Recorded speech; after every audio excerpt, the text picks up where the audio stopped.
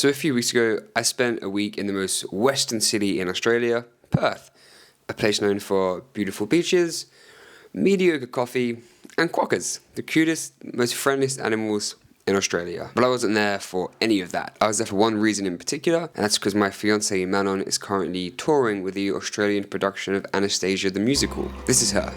Isn't she just amazing? If you like musical theatre, or you don't, and you just like good things, go see the show. It's really good. She's been touring with musical theatre long before me and her have been together. And yes, the long distance can be hard sometimes, but it does mean I get to see all these beautiful places that I wouldn't get to see if she wasn't doing the job that she does. The theatre she was performing at had this beautiful river behind it. I spent a lot of time there. It was just so nice. It was on the water, there were bridges, the scenery was beautiful, there's loads of parks. You're going to see it in a lot of these clips in this video. We escaped the grunginess of the place we were staying in, and we went to this really nice beach called Cottesloe. We stayed there for a night. We relaxed by the beach, went off for this beautiful dinner, which I'll show you in a second. We got upgraded to a really nice room in the hotel, and we just had a really nice time just hanging out by the beach. This is where we went for dinner. That is Puka looking absolutely fire. This place is called Indigo Oscar. It was a Latin American vibe right on the ocean. The sunset was beautiful. We started off with some Negronis, as you do. Maybe we had one too many, but that's okay. And then to start with, we had this delicious pulled pork taco and something else that I didn't film. And then this swordfish ceviche, which I wouldn't normally go for, but I liked it. And then our mains, we had this delicious tomato dish, which was fresh, this thick steak, and this charred cauliflower, which was just divine. I've also been training for a 2.8k swim event. Annoyingly, the event never actually happened, at least I don't think so. I can never buy tickets for it. But when we was in Cottesloe, I took advantage of the really beautiful clear water, and I completed my 2.8k swim. It took me about 90 minutes, which was way faster than I was expecting. And apart from the sunburn, it felt really good to complete it. I was really happy with that.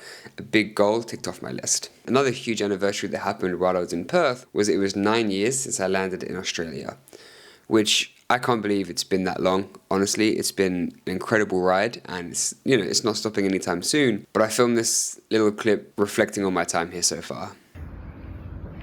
Hello, so I just come down to this really nice little beach bit. I was like, wow, that'd be a really great place to film a video. And I walked down to the beach and I see this fucking man-of-war jellyfish. How wild is that? Man, nature, bro, it's so fucking wild.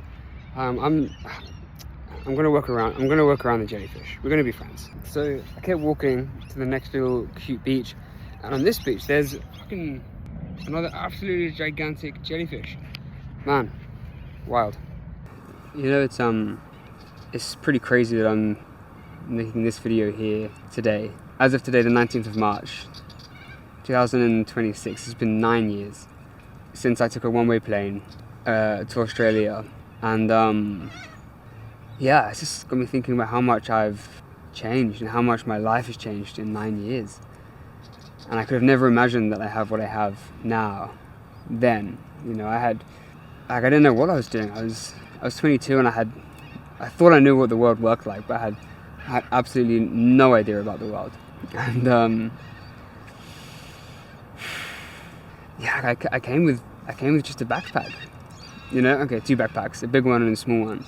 I lived out of the backpack probably for the first year I lived there, didn't really buy much more. I moved house after my first place, I moved house with a backpack and a bin bag full of clothes, and maybe 2 big shopping bags full of clothes, full of stuff.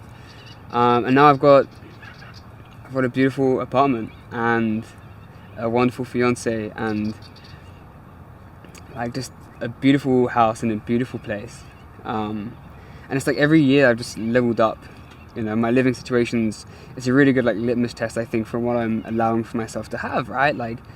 It's every year I've increased house quality from living with 13 people to 6 people to 3 people, 2 people to me, and then now me and my fiance. And yeah, it's special to realize, I came with hopes and aspirations of being a travel YouTuber. I had hardly enough money to get me into the country, thinking that would be enough, because I was naive, And I remember just thinking I was going to make it.